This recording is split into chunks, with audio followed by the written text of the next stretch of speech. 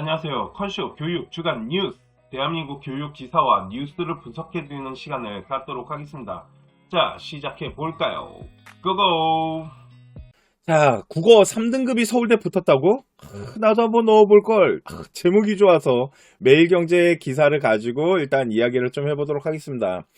5일날 이제 최종 이제 서울대학교 이제 정시가 발표나면서 이제 종로학원 라인에 정시 최초 합격자 발표에 국어 3등급 아이가 이제 합격했다라고 하는 이 추정 데이터가 나왔대요.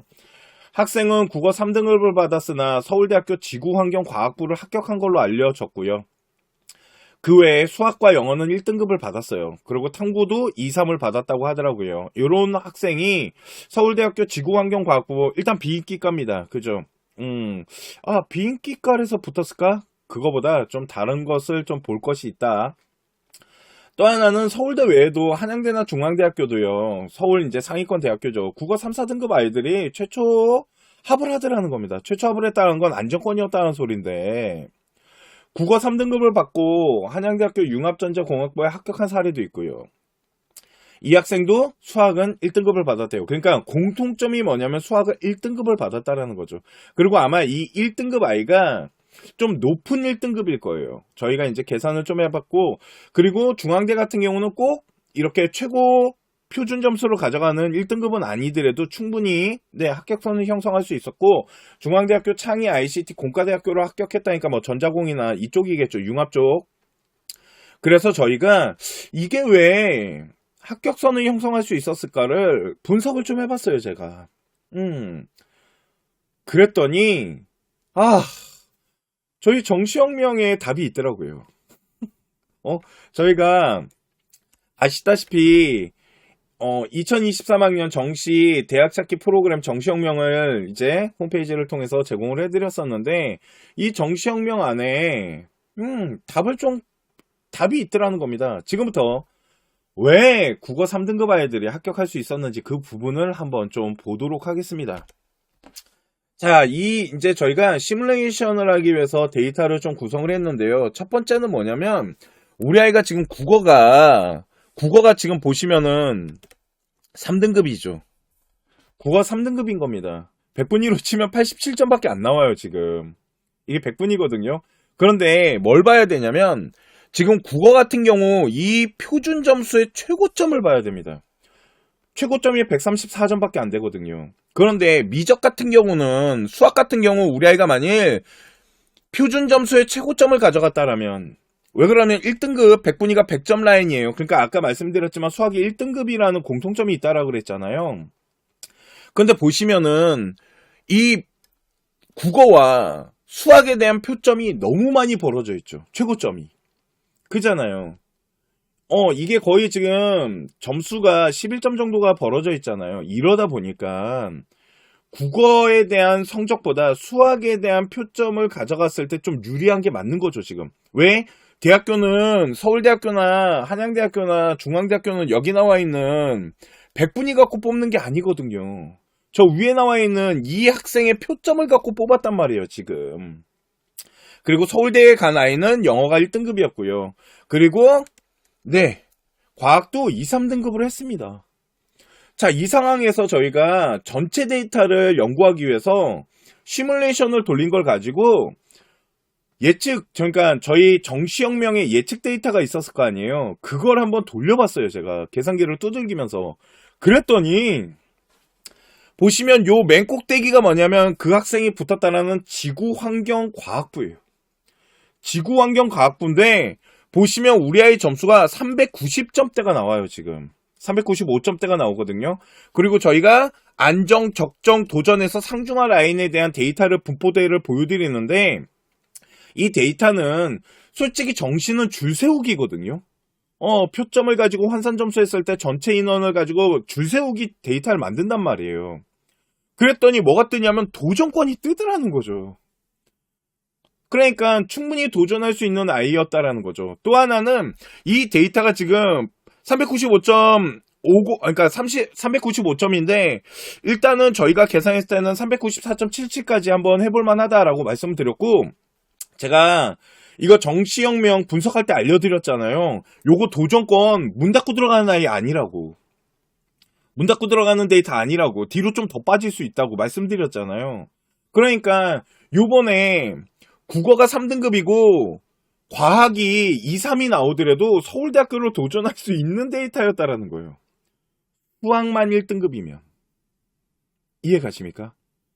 걷다가 요번에 산림과학부 있잖아요. 여기는 지구환경과학부보다 저희가 산림과학부 점수가 뒤로 더 빠질 거라고 지금 예상을 했거든요.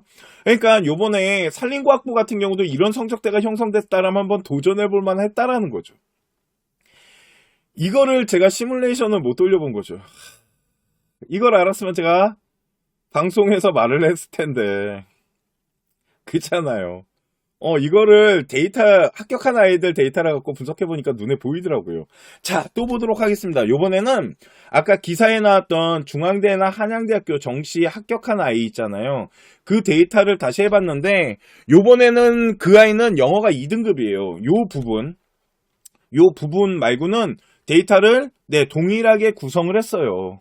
동일하게 구성했을 때, 한번 볼게요. 자, 여기부터 여기가 중앙대학교고 여기부터 여기가 한양대학교입니다.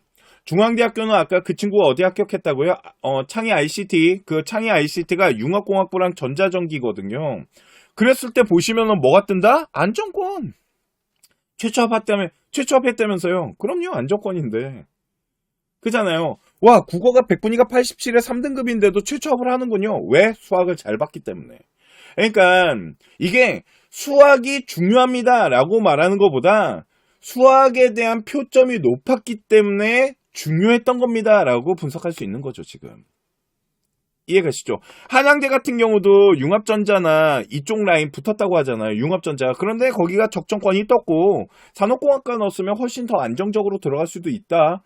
거기다 더 중요한 거는 이 정도 성적대가 미래자동차도 한번 해볼 만했다라는 거죠. 지금 계산을 해보면 이해 가시죠? 그러니까 합격했다라고 나온 그 기사의 데이터들이 정시혁명을 돌려봤더니 다 진짜 합격선을 형성한다라는 거죠. 아, 정시를 준비를 할 때는요. 최고점이 높은 표점을 어떻게 가져오냐가 중요하다라는 거죠. 이해 가십니까? 이런 부분들을 가지고 정시에 대한 부분. 그래서 다음 시즌에 이제 저희가 정시혁명을 또 만들 거 아니에요. 그때 요 데이터 라인을 다시 한번 심층적으로 분석을 좀 해보려고요. 그러면 대학교 레벨에 대한 부분, 이제 표점이 조금 낮게 형성되는 이 학과 같은 경우 이런 것들을 어떻게 조절하는지, 또 하나는 요번에 수학 같은 경우는 이과 아이들이 반영 비율이 높잖아요. 근데 거기에다가 표점을 높게 가져갈 수 있었기 때문에 더 유리한 건데, 만일 다음 시즌에 수학에 대한 수학 문제가 좀 쉽게 나와가지고 표점이 좀 무너지고 국어가 어렵게 나와서 국어에 대한 표점이 올라가잖아요. 그러면 또 이런 현상이 안 일어날 수 있어요. 왜 그러면 반영 비율 문제 때문에. 대신 문과가 또 어떻게 될지 모르죠. 그러면 이해가시죠? 하여튼 이런 부분들이 있기 때문에 좀 더 여러 시뮬레이션을 한번 이제 돌리면서 준비를 하는 것도 되게 중요할 것 같다라는 생각이 들더라는 거죠. 그러니까 괜히 합격한 게 아니네요. 다 이유가 있네요. 그리고 아까 이제 서울대학교 잠깐 다시 얘기를 할게요. 자, 서울대학교 같은 경우 서류가 들어갔잖아요. 그래서 저는 서류로 뒤집어졌구나 라고 생각을 했었거든요. 그러니까 서울대학교가 이제 서류를 보니까 서류로 좀 뒤집어진 게 있겠구나 라고 했는데 데이터 자체가 지원이 가능했었던 거고, 서류에 대한 영향력도 있긴 있었을 것 같아요. 아예 없다라고 볼 수는 없는데 서류에 대한 영향력도 있겠지만 일단은 점수 데이터 자체가 지원이 충분히 가능했기 때문에 그 부분에 대한 비중이 좀 더 높지 않았나라는 생각을 듭니다. 저는. 그래서 서울대학교 같은 경우는 요번에 이제 대학교가 입시에 대한 전체적인 데이터를 발표할 거 아니에요. 그러면 그때 좀 심층적으로 분석할 필요가 있어 보인다라고 보시면 될 것 같습니다. 자, 오늘 제가 준비한 방송은 여기까지이고요. 잠시만 기다려주시면 1대1 상담해 드리도록 하고요. 오늘 방송은 저희가 컨쇼 그 주간 뉴스에다가 올려드리도록 하겠습니다.